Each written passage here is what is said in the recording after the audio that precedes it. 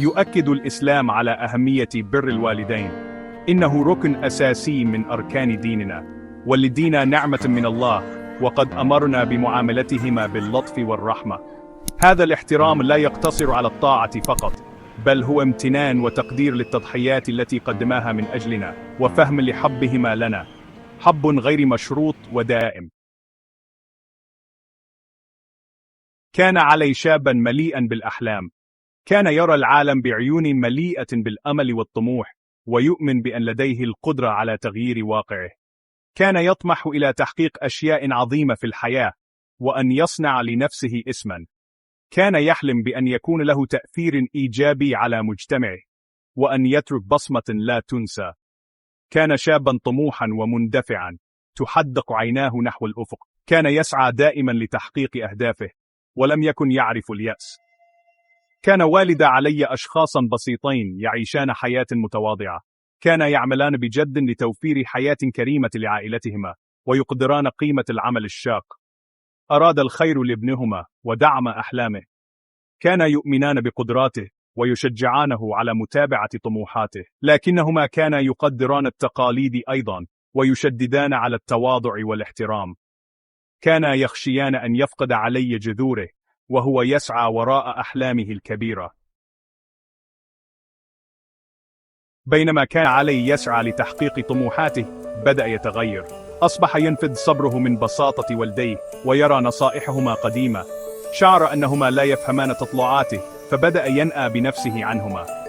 قلل من الوقت الذي يقضيه في المنزل، واختلق الأعذار لتجنب مكالماتهما. أعطى الأولوية لرغباته على مشاعرهم. لقد أعماه طموحه. دموع وصمت أب. كانت هذه هي الطريقة التي عبر بها عن حزنهما العميق. لم تكن الكلمات كافية لوصف الألم الذي شعرا به. انكسر قلب والدي علي، لم يستطيع فهم تغيره المفاجئ. كانا يجلسان معا، يحاولان العثور على إجابات، لكن الصمت كان هو الجواب الوحيد. كانت أمه تبكي بصمت، دموعها شاهدة على ألمها. كل دمعة كانت تحمل قصة من الحب والتضحية، قصة لم تعد تفهم. أما والده، الرجل قليل الكلام، فقد تحمل حزنه بكرامة صامتة. كان يجلس وحيدا، يفكر في الأيام التي مضت، وفي الابن الذي لم يعد يعرفه.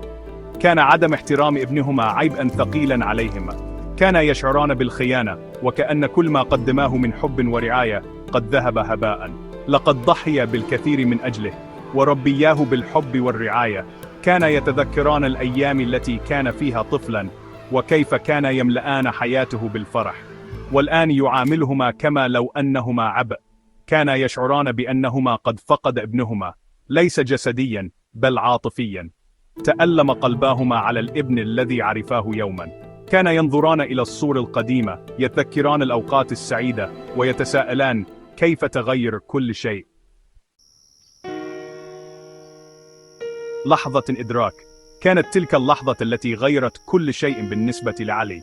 بينما كان يجلس في الحديقة، تأمل في حياته، وأدرك مدى بعده عن القيم التي نشأ عليها. في أحد الأيام، شاهد علي مشهدا هزه من الأعماق.